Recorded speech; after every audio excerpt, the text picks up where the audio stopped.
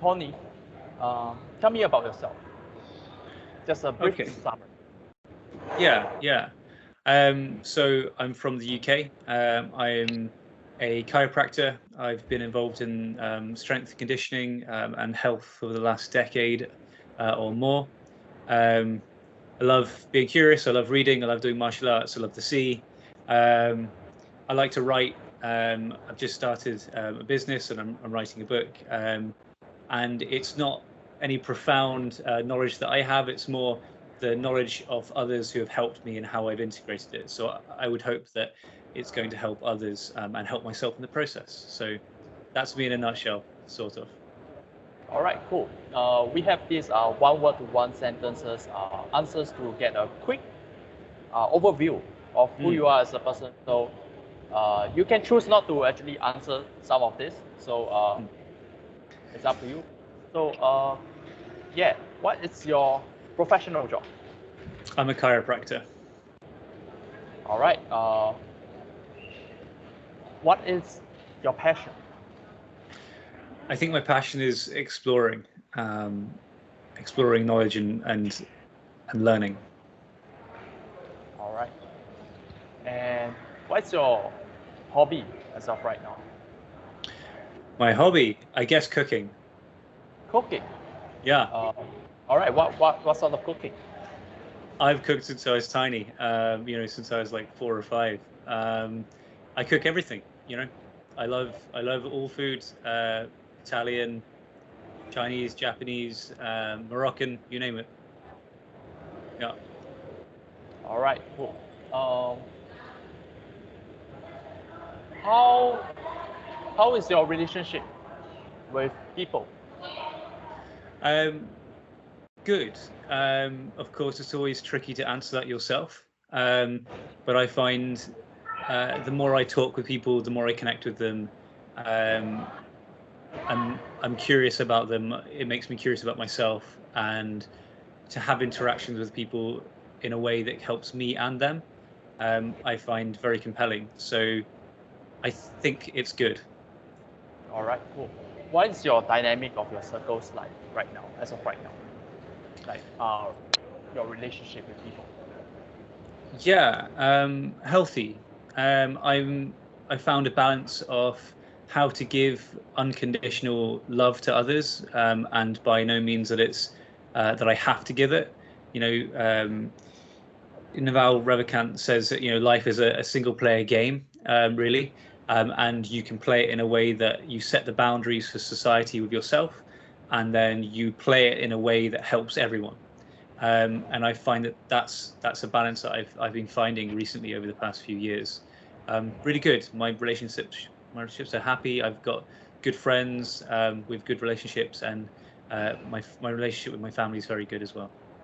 All right, cool. How much time do you spend working and doing other things? Good question. Funny answer is I spend a lot of time working. I actually wrote something about this yesterday. I don't think there's any such thing as weekends or days off. I think there is time to prepare and time to recover, but I don't think there's any days off. So I work, in some people's eyes, from Monday to Sunday. I work in my job from 9 to 5, sometimes 11 to 7. It used to be a lot longer. It used to be 11, 12 hours a day. But I also work on my own stuff in the mornings, and I work on my own stuff in the evenings, on Saturdays and on Sundays. So I guess you could say I work all the time, but for me, it's about finding things that don't feel like work. Cool. How much time do you spend with your close ones, and how many are there? Yeah. Okay. Yeah.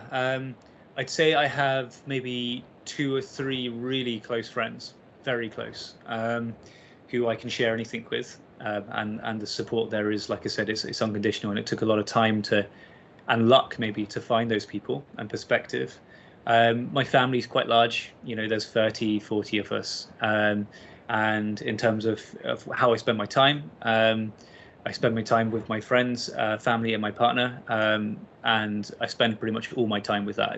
It's not like I go out really. I spend time in close circles where I can have really deep interactions with people. Yeah. Cool. Extrovert or introvert? uh, I'm an introvert who's learned to be extrovert when the purpose serves. I guess I go both ways, but if you go by the way of how you recharge, I recharge on my own.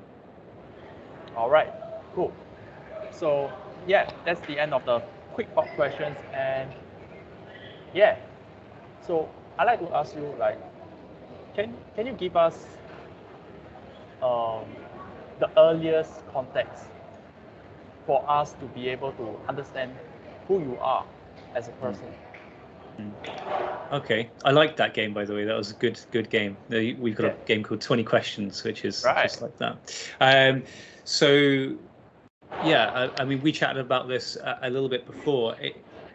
You know, there's certain things that happen throughout people's lives, be it events or things they read, things that have a profound effect on them that really creates who they are as a person. And it's sometimes the outlook and the perspective that does that, I think. So for me, I grew up in the countryside. I was the youngest of three, and I was kind of left to my own devices a little bit. My mum and dad, they worked hard, and I was I was a really curious, adventurous child. So I would go and play in the forest. This is before mobile phones were really a thing, and I was just like feral. I would just go everywhere. I'd climb walls, climb houses, you name it. I used to leave through the window to get out of the house instead of the door, then climb back up the second story window to get back in. So yeah, that's who I was as a child, and still kind of am a little bit like that. Throughout school, as I grew up, things happen as they do.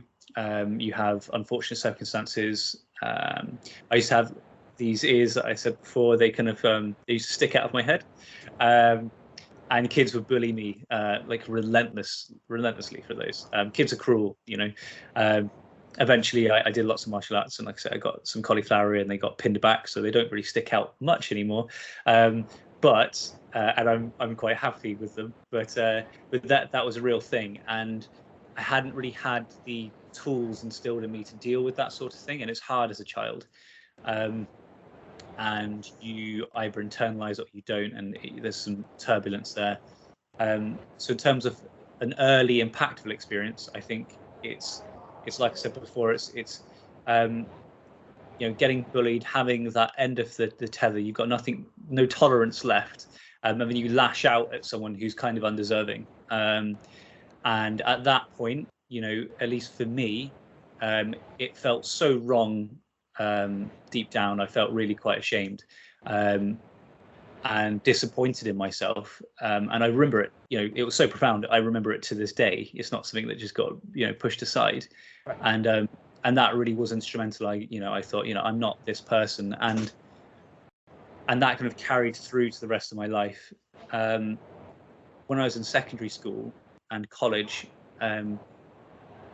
I was from a rougher area, and a lot of my friends were in rougher areas, and so there was a lot of confrontation, a lot of trying to fit in, which is what I was doing, and it really didn't feel right as well. Lots of alcohol and substances surrounding this, and that sort of scenario, it wasn't good for me. It's not good for anyone, I don't think, really.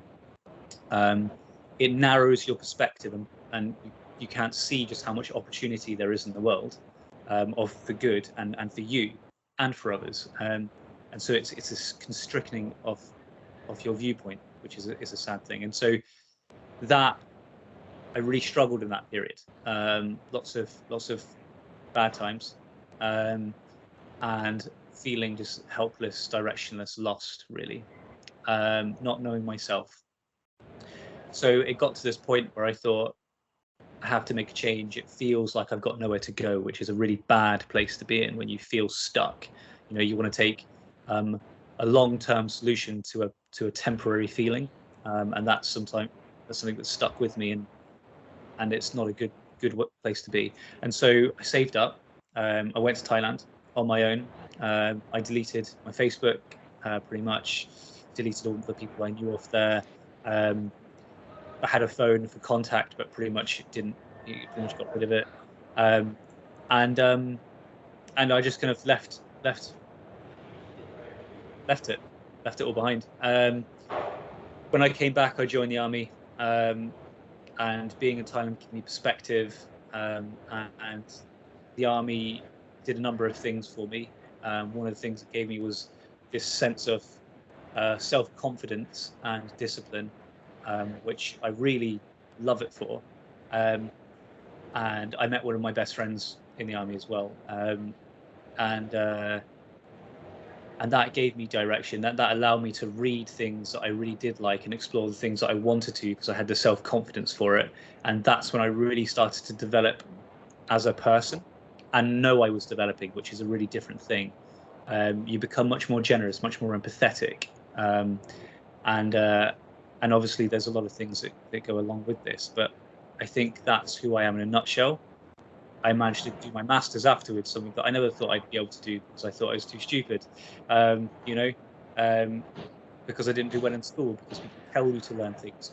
You're not learning the things you want to learn, and there's no balance. So yeah, it enabled me to prove that I could be who I wanted to be. And that goes back to what Seneca said, which is, you can't choose your parents, but you can choose whose child you can be. So, and that's paraphrasing, but it's the idea that you can pick these authors, these great people who have written about their experiences and their wisdom, and you can pick up on that and integrate it into yourself, and you can be that person if you want to be. The world is full of opportunity, and you're here for in a blink of an eye, and then you're gone. And at the same time, life is much longer than you know it. So, that's who I am in a nutshell. If you can encapsulate that, that's who I am. Take me back to the very first incident that you actually talk about that make you feel bad for the person. If you were to think from now back to that day, why do you think you felt that way?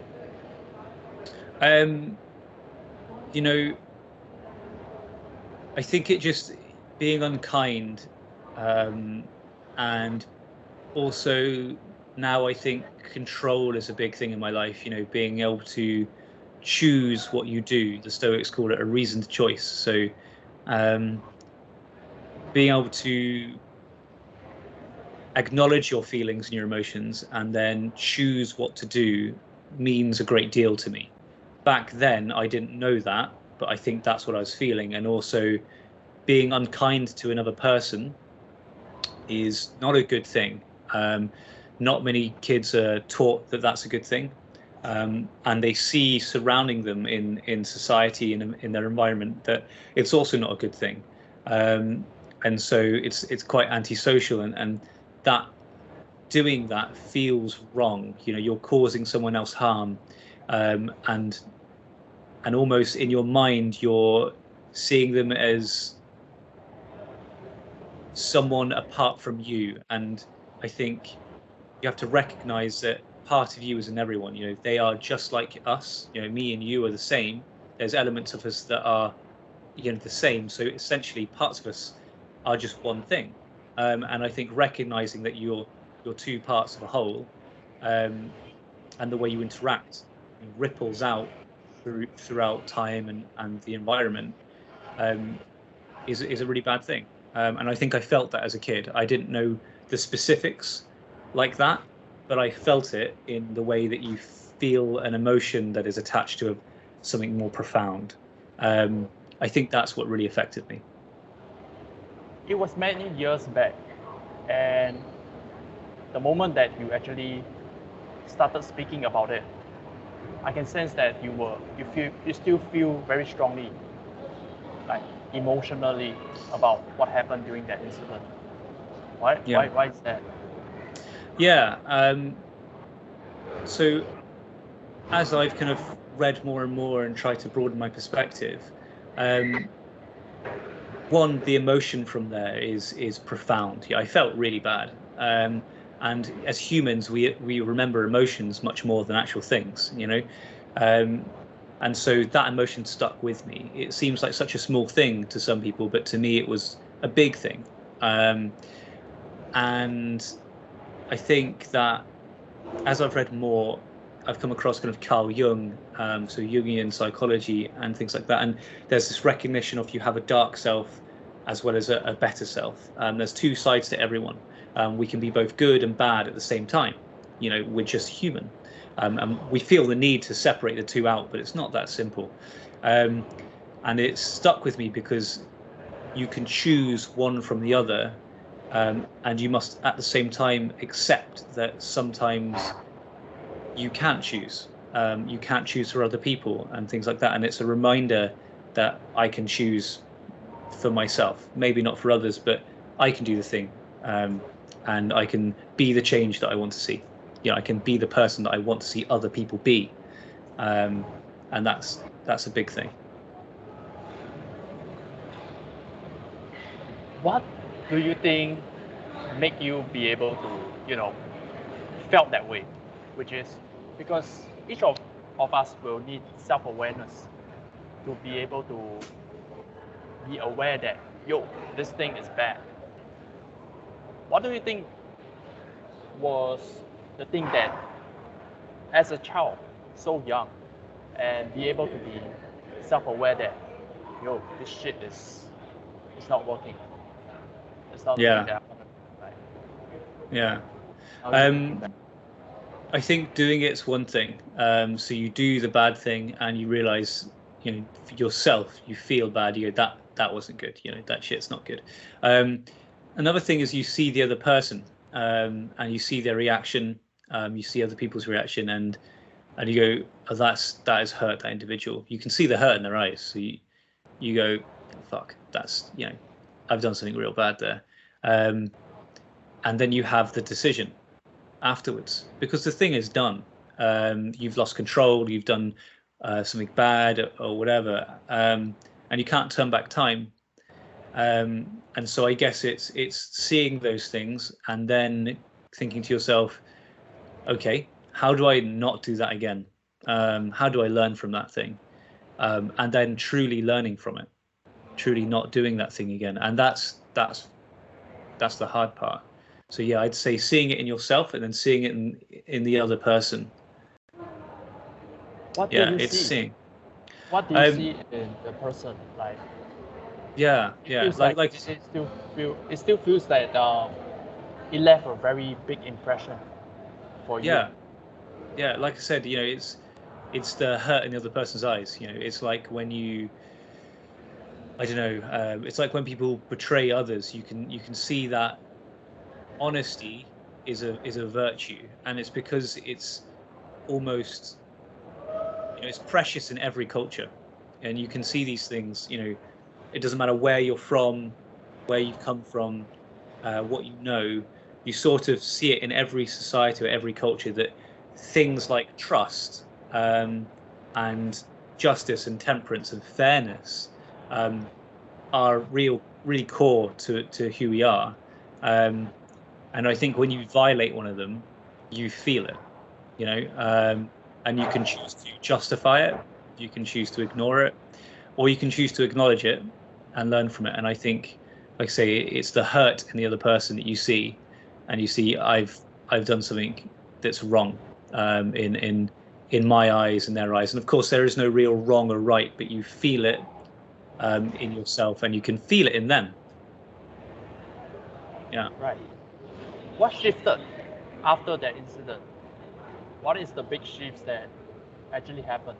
Because it definitely takes accumulation, built on after occasion and occasions. What is the biggest shift so far after that one particular incident? Yeah. So there was no big shift, straight away. We know that, like I said before, I went through college and secondary school, and there was lots of these incidents, and lots of bad things that really I felt were wrong. I'd say the big shift would be one of two things. One, when I went to Thailand and just decided to leave everything, and it's really signifies kind of the death of your old self, and the birth of something new. You can create who you want to be, and that was a sort of turning point for me. But I don't feel like it was fully realized until I was in the army, and there was a few instances there. But when I sat down and I thought, look, I don't know what I want to be, who I want to be, where I want to go, what I want to do, and I sat down with myself, and it was really uncomfortable, really quite painful actually.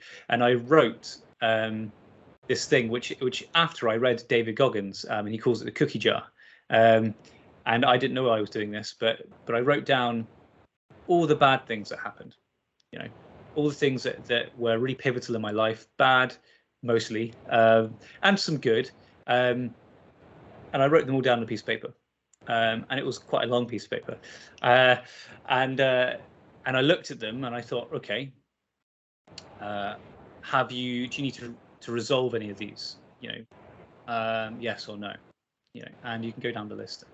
And then I thought to myself, okay, look at all the things, look at where you are, things could be a lot worse. So I took stock and I go, okay, you can actually draw strength, and we call that reframing. So you go, okay, I actually did all these things and I'm in a good place, and or good enough at least, and I'm actually strong enough to be in these places now. That takes strength to get where I was going. And then I decided, okay, you can choose to be a good person. You can choose to be strong. You can actually achieve, even though people sort of said that you couldn't. And then I decided, okay, I'm going to pursue the things I want to, and I'm going to be the person I want to be, and I'm going to stick to it. And I had the discipline to do it, and that was a big turning point. That was when I was about 21, 22. Yeah, big shift. And it's not a profound thing. It's like you say, it's the accumulation of these things become finite to a point where you go, it's time to change something. It's time to settle down, reassess, and then go forward. Yeah. For people who are listening right now, is that I think they will like to understand, like definitely you sitting down, cookie jar, this whole process of like doing this whole thing, it's really inconvenient for them. And before that, what is the thing that actually got you to really sit down and actually do this stuff? Because I think that is the main thing that people are struggling. Yeah. And it's the thing that is like holding them back. Like, what is the thing that actually got you to actually really calming down, to sit down? Was it the accumulation of the events that actually happened, or is there like a key event? What happened? I think it was the accumulation for me, and it wasn't so much as a big event. It was kind of a set of questions that started to brew.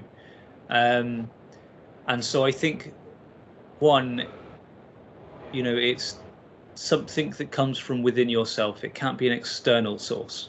So the change has to come from within. Okay, so you can't offer people advice. It doesn't work. Everyone in my field, healthcare, knows that if you need to change someone, a behavior or something, it can't be through advice. It has to be from within the individual, and you call it forth. And so that's one thing. It comes from within. The second thing is questions that I came across. I started reading, and Naval Ravikant, which I'm a big fan of his in some regard, and he said, something to the essence of, read what you love until you love to read. And so I didn't know that at the time, again, but I was reading these things, and they were starting to bring up questions. And there was questions like, Tim Urban's question, which, is, are you part of, well, it's a Stoic question, but Tim Urban echoed it. Stoic question is, do you want to be part of the mob, or do you want to be a philosopher? Do you want to stand somewhere where you're unique and authentic, true to yourself, in a way that we know that we can't be better at being someone else than they are themselves. So you might as well be who you are and be the best person you are. And so these questions started to arrive, and I didn't really have answers for them. And that upset me. It made me feel really uncomfortable. And I was really fit, really healthy, and I could really suffer physical challenges. Had physical resilience, but the mental side of it was lacking in a way that was profound, and I felt that, and I think people do feel that. So I would say to someone who is just like me and you, and is either going through these things at this beginning or in the middle of their journey or whatever, wherever we are, I don't know, but I would say for them, it's to realize that they're capable. It's to realize that these changes have to come from themselves, and then asking themselves the questions such as, what do I value? Who do I want to be? Also, what have people told me? What are the things that people have told me about myself? What have people told me that I should be, or told me that I should value? What are my values? What do I not agree with? And asking themselves these big questions, figuring out what they really care about, what they really value, what they think they actually could do, what they dream about, because you can take Gary Vaynerchuk. You can start a business, you can be who you want to be. It's the why and the how, and these things are the core of change, I think. Simon Sinek says this about businesses. It's, don't base your business around a product, base your business around a why, around a mission, around a vision. And those are the things that truly matter. And a business is just really a representation of self. So I think that that's the place to start. Right. Yeah. When was the lowest point of your life? Good question. A hard question to answer, really. I would say throughout college there were some really dark times, like I say, and there was the question of taking the permanent solution to a temporary feeling, and that was really quite hard to deal with. And I dealt with these things on my own, really. I didn't try and seek help. So in that regard, I'm quite lucky that I didn't choose the alternative route. The second point was in the army. I joined, like I said, after Thailand. I did get rid of all my social media and stuff, which when you join the army is kind of like your connection to the outside world. And I also turned my phone off and just left it in a locker. And I think during that time, I felt profoundly alone while being surrounded by people, and that's a lonely feeling. And I remember this one time I was just sat. We used to have this room with these cages in the army. This is in basic training, so when you're just being turned from a civilian to a soldier. And we kept all our stuff in these cages, body armor and our big backpacks, our rucksacks.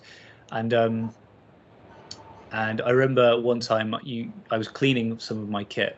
It was going to be 10, 11 at night. And this feeling of being, alone and not having anyone to rely on, and truly knowing it. And there is an element of truth in there as well, unfortunately. But like I say, there's duality to it as well. There's lots of people who you can connect with. But feeling that profoundly was the first time I truly felt it. And yeah, I sat in that cage and I cried. It was the last time I cried. And that was a long time ago. But which is no reflection of health or strength. But I really did feel very upset there and very alone. And that was really profound, because it gave me a lot of strength after that. A lot of freedom. If I was a fly in that wall, what will I see? You would have seen a sad boy sat in a cage crying. You know, from the outside, a lot of things look different.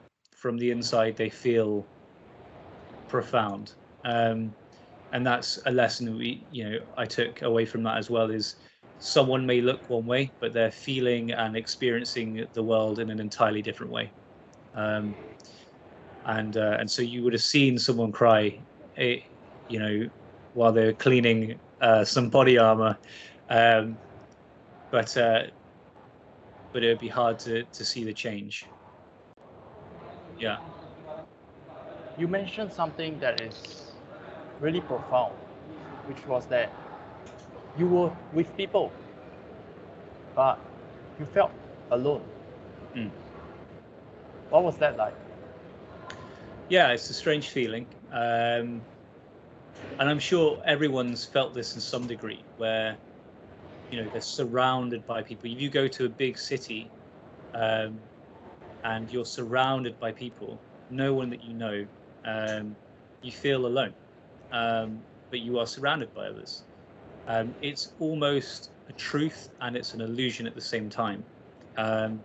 Because like we discussed earlier, life is a single player game. It's just you inside your head. And you have to navigate the world accordingly and experience things. And that's one side of it. The other side of it is it's almost an illusion. You are surrounded by people, but you're refusing to interact with them.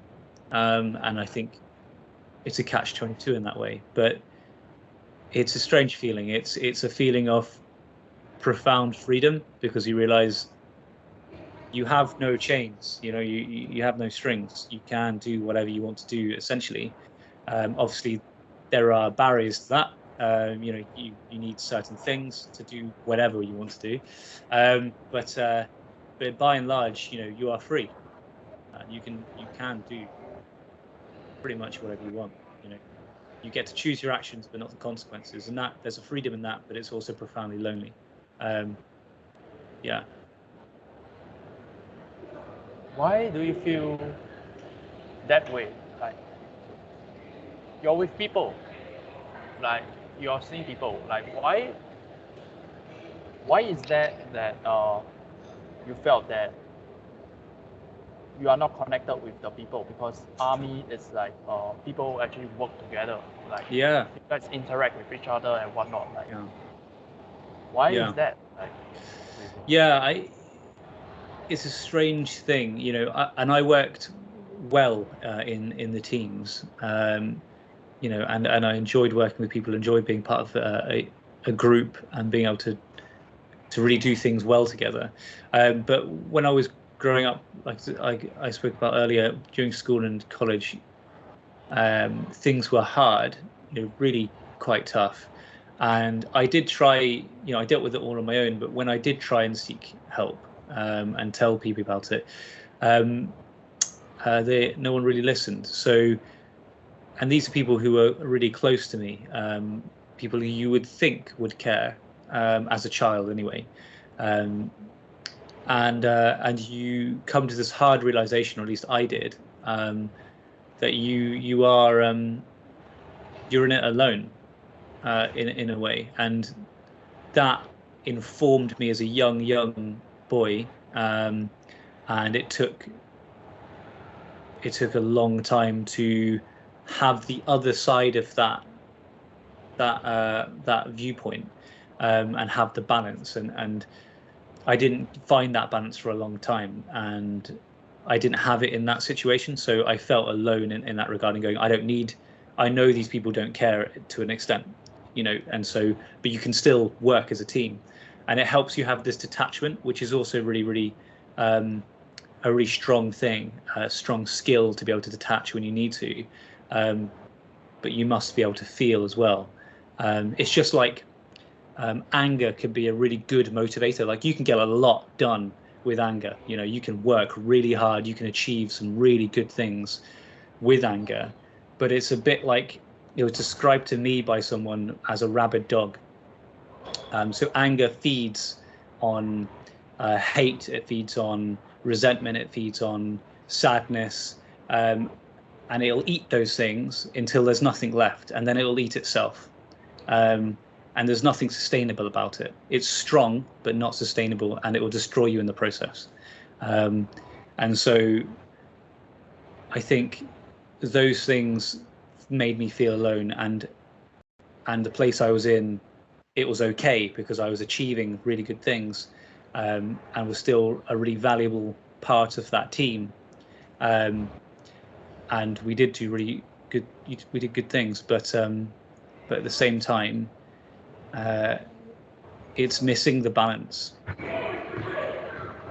You mentioned balance a couple of times. Like, what does this balance mean to you? And what is this balance? Yeah. Balance is duality. So as people, we try to, especially in the Western world, we try to paint things as good and bad. And I think by and large, that is quite common throughout the entire world. And it's easier to do. You know, something is good or bad. It's an easy thing. You know, it's yes or no. But the duality of things is much more complicated. You know, you can have someone who's a good person, but you've caught them on a bad day. Everyone who did something profoundly evil in the world often believes they were doing something righteous or good, and that's a horrible thing to swallow, because sometimes the most, profane, horrible things that people do, they think they're doing something good, which is hard to stomach. And so realizing the duality of things, that something can be one thing and another thing at the same time, is critical. You know, it's so important. It's important to recognize in yourself, like Jung said, you can be incredibly evil, incredibly good at the same time. It's that dark self, and so can everyone else. And it's just realizing these things in every aspect of life gives you this sense of balance, which is nuance, and nuance is everything. Context. How does the day look like on a day-to-day?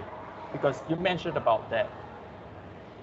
On the surface, is that this happy guy and everything's fine and everything's going well. You're communicating well with your teammates. You're doing well. But on the other end, is that you were actually suffering, and you try to reach out for people, but they are not responding well. How does it look like? Paint us a picture. Like, how does the day look like? Yeah, so obviously things are a lot better integrated now, so it's easier to handle. Day to day, I'll wake up fairly early. If I can, I'll wake up with the sun, and that helps me kind of acclimatize. I try to appreciate the small things, and like I say, perspective is everything. So waking up in a soft bed, is something that I find profoundly comforting. Having a hot shower in the morning, even a cold shower sometimes, to be honest with you, if I'm not making a joke or whining about it, is actually really nice just to be able to have a shower. We didn't have hot showers. If you rewind 150 years ago, hot showers weren't a thing. So we're actually really lucky if we take perspective. And so having a coffee that I enjoy in the morning is also profound. It's realizing, Marcus Aurelius pointed out, you can see the small cracks in bread, and he's marveling at these tiny cracks, and he's the Emperor of Rome. So at that point, you're seeing probably the most powerful person in the world appreciating the tiny crack in a piece of bread, or the foam on the edge of the boar's mouth. Is these tiny things that he's taking pleasure in, the experiencing of life. And so I wake up in the morning and I try and think of those things, and that gives me gratitude. I don't journal about gratitude or anything, but thinking those things over and over again becomes a habit, and that really does pick me up. That makes me appreciate life, appreciate those around me, appreciate the fact that I'm being able to experience these things in the first place. I've had friends, when I was younger who are no longer with us, and they passed at 22, 23, young people, and so I feel a lot of gratitude for that. And if I didn't, I don't think it would be remembering them in the right way. So that's one thing. The other thing I do is I journal every morning. So I'll ask myself a question. I don't do the gratitude journals. Like I said, I just ask myself a question. It could be a hard question, something about a life. One of the questions the other day was, how well dressed is my soul? Sometimes they're more practical, sometimes they're a bit like those, but they help me think. And often I try and think about my values and my principles that I've spent a lot of time thinking about, and trying to match that journal with those things, and maybe reflect on something in the past few days, or maybe something I'm going to do that day, and try and marry up my principles and my values, and it helps ingrain them in myself. So I do that. Then if I have time, I'll go and train in the morning. So I'll go to the gym, I'll push myself physically. I do that with my partner, so I really enjoy time with her, and I enjoy pushing myself physically. It's where your body goes, your mind will follow. So, and that is true, I've found to be anyway, and many other people have found to be the same. So there must be an element of truth in there. So I'll do that, and then I'll go to work. I'm a chiropractor, but I'm also a clinical tutor, and so I teach clinical interns. So I'll help them take their knowledge that they've got from learning, and I'll kind of help them translate it into practical clinical skills to actually help people, and it's a very different thing. And I also work with some triage with the National Health Service here, so helping people get where they need to go for the treatments that they need. And I'll do that throughout the day. I'll come home, and I'll do one of a few things. I'll work on my book. So I'll make this mental model, which I create a digital project on, which is Obsidian, and I kind of create this digital brain, and I work on that, taking notes and doing deep dives and learning and creating connections. Or I'll work on a business that I'm a part of, and that is towards a good end as well, and I'll try and do something like a job to help create that business. We've not gone live with that, but that's being built, and so we're in the process of making the products and services, so I'll work on that. Or I'll do a course, and I'm always, I've got this personal rule of not setting any price on learning. So if I want a book, I'll go and buy the book. If I want a course, I'll go and buy the course. And of course, I'm discerning about the things I do buy. I research and make sure I think it's worth it, but I don't set a price point. I go, look, if that thing's worth it and it's for my own development and it can help others, then I'll go and buy that thing. So sometimes I'll be doing that, and I'm always trying to do something like that every single day, be it reading a book or being it doing a course, and that'll be my day. And it's pretty much every day, apart from sometimes I don't go to work and I'll spend the day with friends and family. Yeah.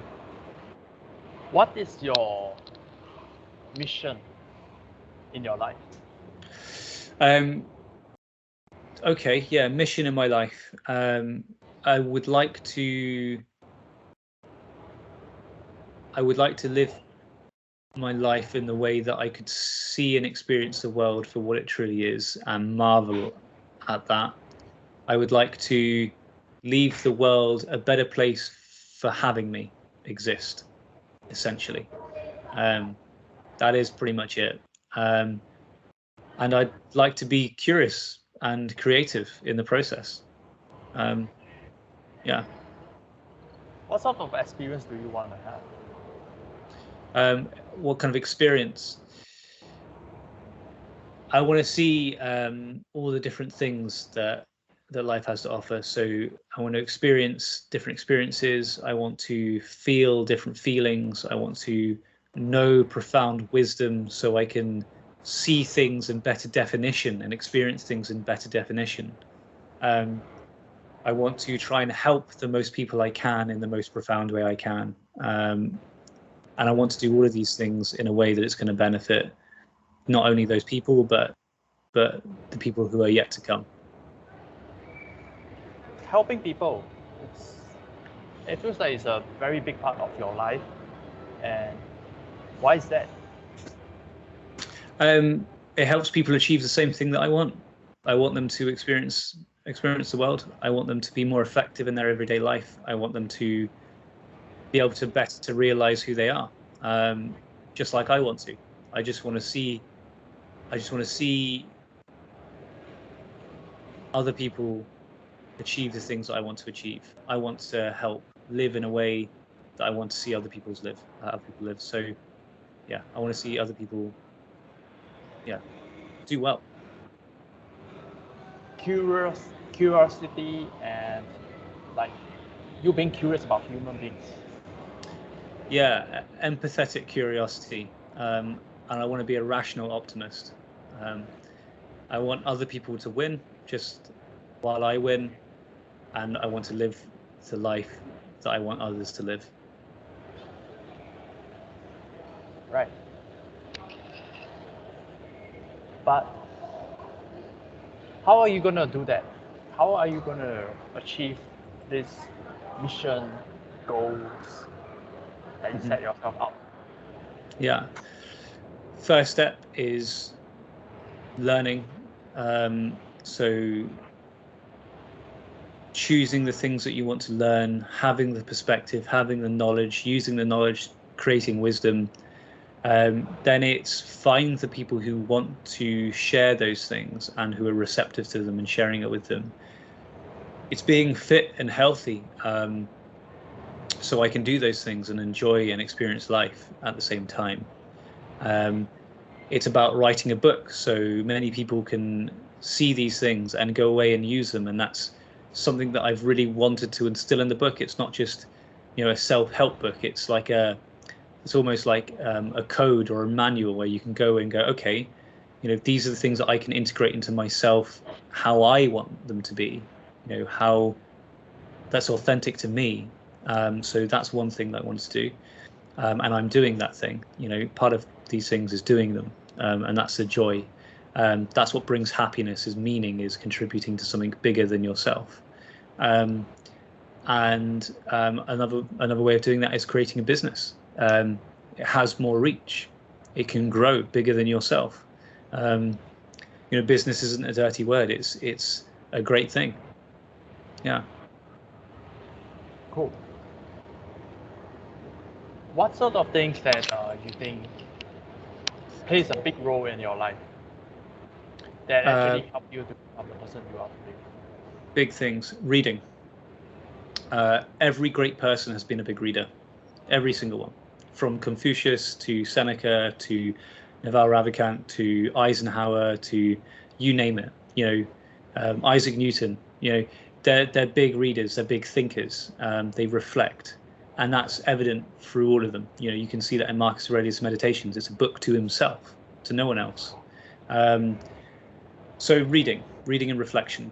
How you do that is up to you, I think. I prefer to read hardback books. I prefer to read softback books. I like to have a book in front of me, but the format that you get that in is up to you. Some people use blog posts. Just read. Be critical as well. Read the fundamentals so you understand what you're reading at a fundamental level, and you can better tell if it's rational and true or likely to be true or not, and that's a big thing. Reflecting, how you do that is up to you. You can discuss it with other people. You can journal. You can have a video diary. Not something I do, but you can definitely do it. It's just a way of reflecting, of getting things out of your head and being able to slowly work through these things, I think, is a big thing.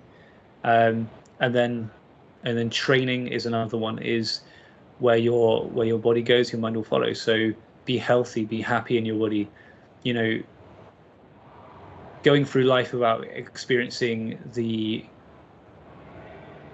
the prowess that your body can do, the things that your body can do is a shame. You must explore those things and enjoy them. Through whatever means it could be. It could be badminton, it could be climbing, it could be wrestling, it could be bodybuilding. It doesn't matter. But I would say do something, and I know that doing something that you enjoy is the best form of motivation. But some things, even if you don't enjoy them, should be done. So I would say, just like reading, read what you love until you enjoy to read. Do something physically active that you enjoy until you love being physically active.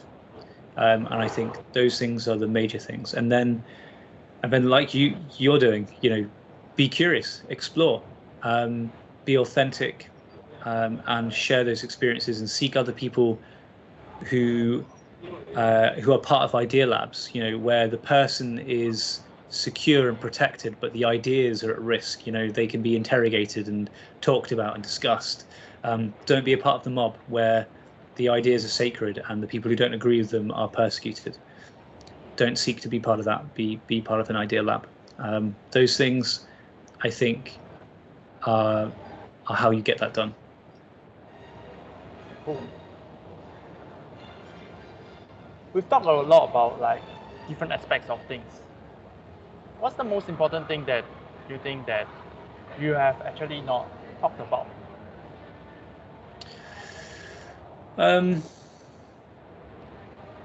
Happiness, maybe. I think happiness and meaning are not synonymous, meaning that you can have meaning and not be happy, have purpose and not be happy. It's a bit like, if the piece of advice was do what makes you happy, and chopping all the trees down in the world was what made you happy, I'd be like, hey, maybe you don't want to be happy because the trees are kind of good. So I would say that things are always going to be a little bit rocky. There's always going to be things that crop up. There's always going to be challenges and obstacles. You're not always going to be happy. But part of that is the joy of it. Revel in the challenge. Ryan Holiday says the obstacle is the way, and that's a Stoic sentiment, and it truly is. Enjoy experiencing the struggle. Enjoy it. Enjoy the thing that you love doing, and realize that it's not always going to be easy. And I think true happiness is wanting what you have, not having what you want. I think I've not really spoken about those things, but I think they're profound, and I think they're really important. Yeah. Why is that important? We're here for a short amount of time. We're not designed to be victims or martyrs. I think we should enjoy things. I think we should enjoy life. Yeah, absolutely. You seem to be very mission driven when you mention about driving this happiness for people. Like, why is that? In my experience, if you don't have an objective and a mission, you don't get things done. It's a bit like having it's all well and good having a map, but if you don't have a compass, you're not going anywhere. It's like a ship needs a direction. It needs to know the port that it's going to, otherwise it just wanders. And so I think having your values and your principles and a mission, whatever it may be, and it's not that you can't change your mission, but having one, big and small, having both is critical. I think you have to have them. You have to have a compass. Right. After this whole thing that we actually discussed, I find you to be, very mission driven, and that you have this sort of discipline to never go down, and it feels like there's always like a deep reason in you, like there's like a fire in you that kept you going after obstacle after obstacle, and you going to Thailand and throwing out all the distractions away. I believe that is like a hard move to do, you know, because on the daily basis, like we are so used to this things, the social media and what's trending, what's popping, and you actually abandon all those and actually do the things that you actually do. I find you to be very resilient, and that you being very kind and caring because you want to give for people. I really like that, and I think that you're off to something great. You know, helping people, like big, small or big. I can feel the positivity in you, and I really like that. So we have a closing tradition for this podcast, and is that I want to ask you, because at different phases of our life, we'll feel sad, happy, motivated, and whatnot. But at this current phase of your life, how are you doing? Firstly, thank you for that. That's a really nice thing to say. Those things, and that means a lot to me. So, truly, thank you.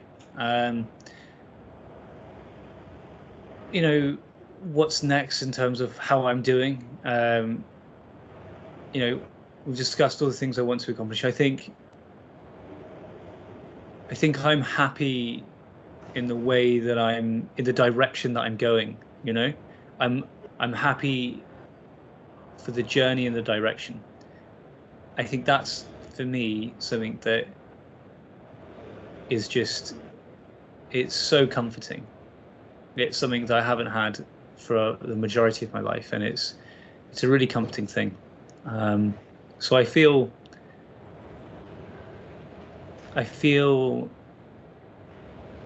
strong and vulnerable at the same time. So I feel free. Yeah, it's a lovely thing. Yeah. Why vulnerable? I think vulnerability helps you connect with people. You know, you can't relate to this invincible juggernaut. There's nothing to relate to. You know, we don't see ourselves in those sort of things. So I think that element of being human is what's relatable. I think, you know, your point of the podcast is, you know, connecting people who are relatable, you know, people who have stories, people who are interesting and curious. And I think seeing that commonality between people is what is so important. And I think you need to be vulnerable. You have to realize that you're as imperfect as everyone else, and it's a beautiful thing. Yeah. So I feel vulnerable, not weak, but vulnerable, and that's a strength. What does it mean to you at the end of all these days, being happy? Happiness. Happiness for me is feeling like I'm achieving the things that matter to me, and as we touched on a few times, you know, that element of being able to help others and live the life that other people live, that's happiness. If I'm going in that direction and I feel like I'm achieving things toward that end, I feel happy. I feel fulfilled. What does the day look like when you actually achieve all the things in life? Let's just say. That's the beauty of things, you know. It's almost like that, you know, people look to achieve that end point. The problem is when you climb a mountain, the joy is in climbing it, and then once you get to the top, you get a brief moment of achievement, and then you see in the distance there's a higher mountain, and you think, gonna have to go and climb that now. So I think the joy is in climbing, just like Sisyphus pushes the boulder up the hill and then watches it fall back down every night and then pushes it back up. The joy is in the process, you know.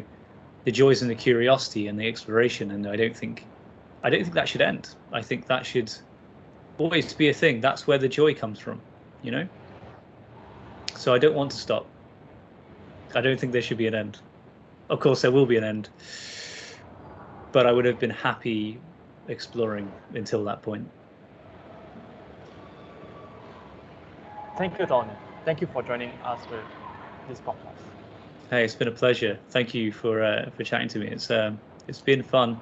I've liked the questions, and you've got quite an interesting story yourself, and you're exploring your curiosity there, and that's a lovely thing. So I look forward to seeing where you go. And like you said at the beginning, and we were discussing before we started recording, it doesn't matter how many people you help or who you reach, as long as you reach someone and you help someone, that in and of itself is a great thing, So I wish you success, and I hope the best for you.